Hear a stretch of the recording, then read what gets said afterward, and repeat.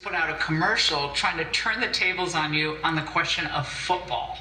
Let's watch it. Good weather by opening day standard. We're going to be in the 60s. Enjoy the game. And now, to honor America, please join in the singing of our national anthem.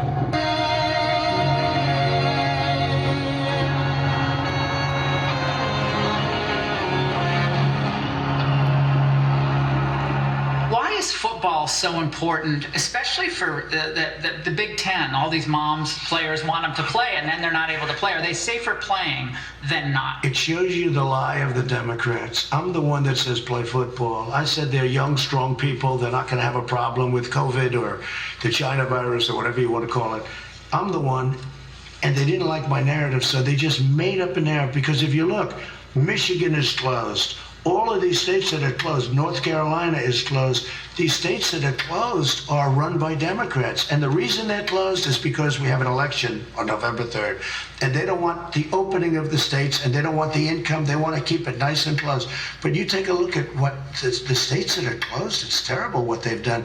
And those people, and you know, you discuss it a lot, so do I. There's a lot of death, depression, drug addiction. On the other side, when you keep it closed, I think you're losing more people than, it's terrible what you're doing to people than when you open it. So I'm the football guy. I'm the one that wants to have football. I put it out all the time. I'm very upset with Big Ten. Big Ten, they should have opened it. But I'm the one that wants the football. Everybody knows it. They saw that, and they said Trump did.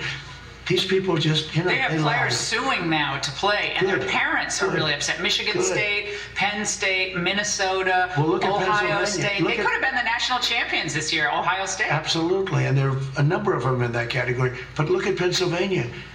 You have a Democrat governor. You have a Democrat in North Carolina. You have a Democrat in Michigan. They're all Democrats. Those are the states.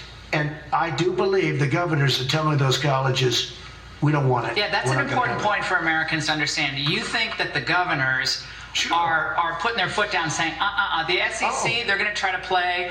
ACC is playing, but no way. And you think it's political, Mr. President? Is this political? The governor of Pennsylvania, the governor of Michigan, the governor of North Carolina, they control those teams directly or indirectly because they have to, so much money, so much aid, so many other things, including traffic signs and everything else that they have to give.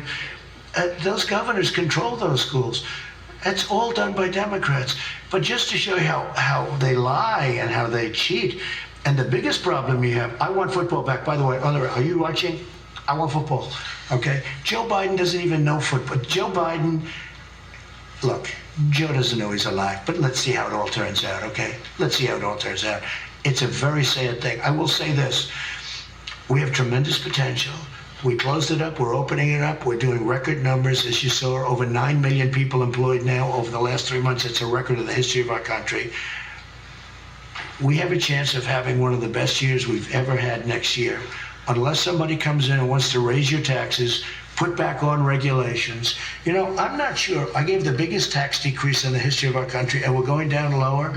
But I'm not sure. I think that the regulation cuts that I did, which were the biggest in the history of our country, might have been even more important than the tax cuts. You said that Joe Biden is China's candidate to win. They want him badly. But you said, well, at your RNC speech, you said, oh, I know that, but I'm not going to tell you why, without compromising national security.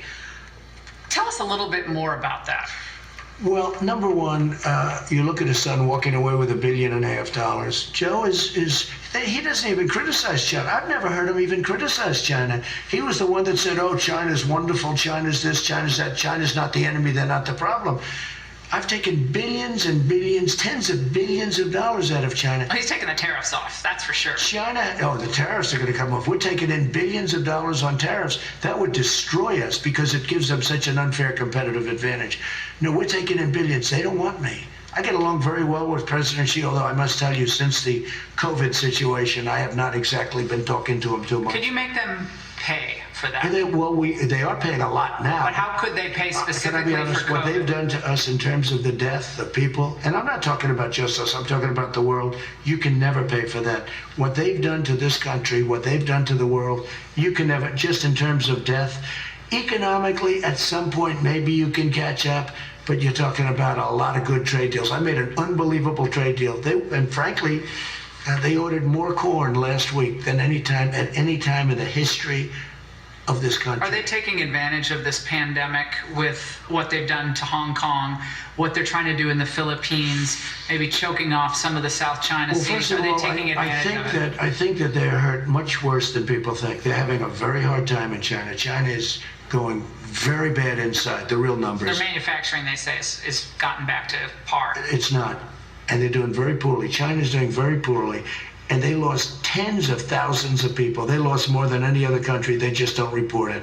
How do We you know report that? everything. And by the way, I saw a statistic come out the other day talking about only 6% of the people actually died from COVID, which is a very interesting, that they died from Well, other they had reasons. comorbidities, which you've gotten criticized for because there are comorbidities, as the Italians Yeah. showed, for every COVID death. I think it was 70-something% Yeah. had 2 or 3 comorbidities.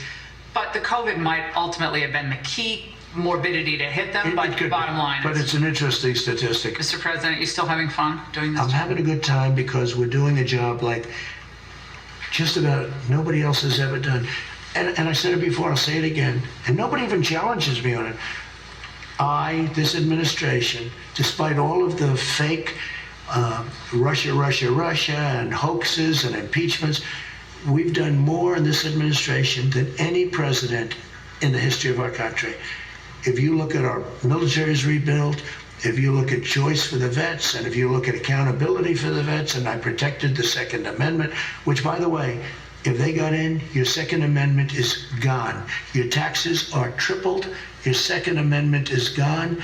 Your religious liberty, forget it. They're keeping the churches closed on purpose. You have churches that still aren't open, but you're allowed to go to a casino.